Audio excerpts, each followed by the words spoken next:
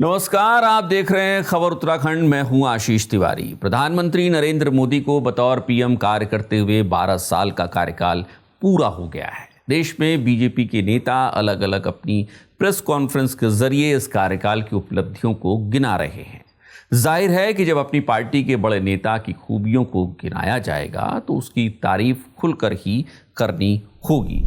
लेकिन क्या इतनी तारीफ भी की जा सकती है कि एक मनुष्य को भगवान का अवतार ही बता दिया जाए, वो भी एक राजनीतिक को उसकी राजनीतिक विद्वता के लिए? ऐसा हुआ है और ये किया है उत्तराखंड के कैबिनेट मंत्री राम सिंह कैड़ा ने। वाकया कुछ यूं है कि राम सिंह कैड़ा को बीजेपी ने पीएम मोदी के कार्यकाल की उपलब्धियां गिनाने के लिए बागेश्वर में बीजेपी के जिला कार्यालय में प्रेस कॉन्फ्रेंस के लिए भेजा था। इस कॉन्फ्रेंस में उत्तराखंड के कैबिनेट मंत्री राम सिंह कैड़ा ने जो बोला, अब वो पूरे उत्तराखंड में चर्चाओं के केंद्र में है। राम सिंह कैड़ा की माने तो प्रधानमंत्री नरेंद्र मोदी ने कलयुग में इस धरती पर भगवान के रूप में अवतार लिया है। राम सिंह कैड़ा एक तरफ पीएम मोदी को भगवान का अवतार बता रहे हैं तो दूसरी तरफ सीएम धामी को भी उनके पदचिन्हों पर चलने वाला करार दे रहे हैं।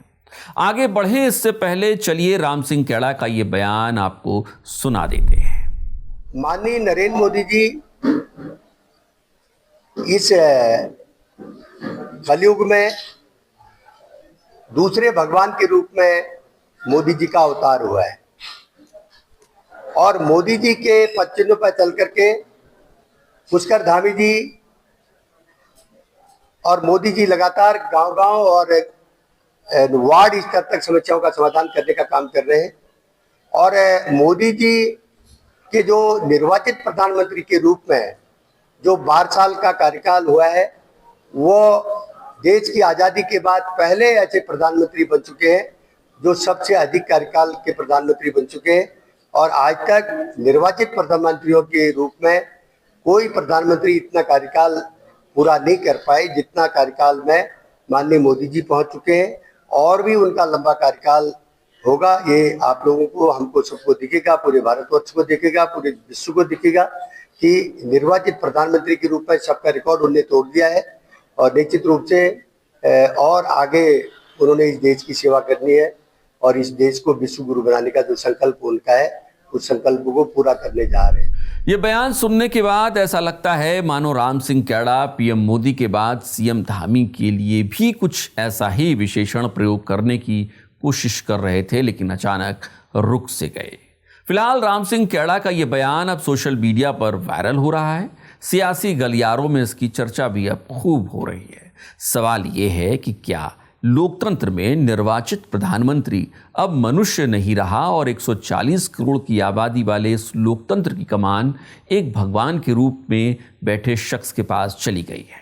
सवाल ये भी है कि क्या किसी राजनीतिक व्यक्तित्व की प्रशंसा करते करते उसे भगवान का अवतार घोषित कर देना उचित भी है, या ये माना जाए कि ये सिर्फ राजनीतिक उत्साह और फिर उत्साह में आगे बढ़ते हुए व्यक्ति पूजा की संस्कृति का एक उदाहरण मात्र है? हालांकि राम सिंह कैड़ा के पास अभिव्यक्ति की स्वतंत्रता का भी अधिकार है और संभवतः ये उनकी भावनात्मक अभिव्यक्ति ही हो, लेकिन जब कोई मंत्री पद पर बैठा व्यक्ति किसी राजनीतिक शख्स को भगवान का अवतार बताता है तो जाहिर है कि बहस सिर्फ तारीफ भर नहीं बल्कि राजनीतिक संस्कृति और लोकतांत्रिक मूल्यों तक भी चली जाती है। इस बात में दो राय नहीं है कि प्रधानमंत्री नरेंद्र मोदी इस देश के राजनीतिक इतिहास में निर्वाचित प्रधानमंत्रियों की सूची में विशेष स्थान रखते हैं, लेकिन विपक्ष ये पूछ सकता है कि अगर पीएम भगवान हो गए हैं तो फिर उनकी नीतियों पर सवाल कैसे कोई उठा पाएगा? सवाल ये भी है कि इस तरह के बयान से पीएम मोदी की छवि और मजबूत होगी या बेवजह का विवाद पैदा करेगी। सवाल ये भी है कि जनता विकास, रोजगार, शिक्षा और स्वास्थ्य जैसे मुद्दों पर चर्चा चाहती है तो उन्हें कौन एड्रेस करेगा? फिलहाल उत्तराखंड के कैबिनेट मंत्री राम सिंह कैड़ा का यह बयान सोशल मीडिया में वायरल है। लोग अपने अपने तरीके से प्रतिक्रिया दे रहे हैं। आप इसे कैसे देखते हैं, इस पर अपनी प्रतिक्रिया देना मत भूलिएगा। क्या किसी लोकतांत्रिक व्यवस्था में किसी राजनीतिक नेता को भगवान का अवतार बताना उचित है, या फिर देवताओं और भगवानों में आस्था रखने वालों के लिए ये बयान एक चुभने वाला बयान है। नमस्कार।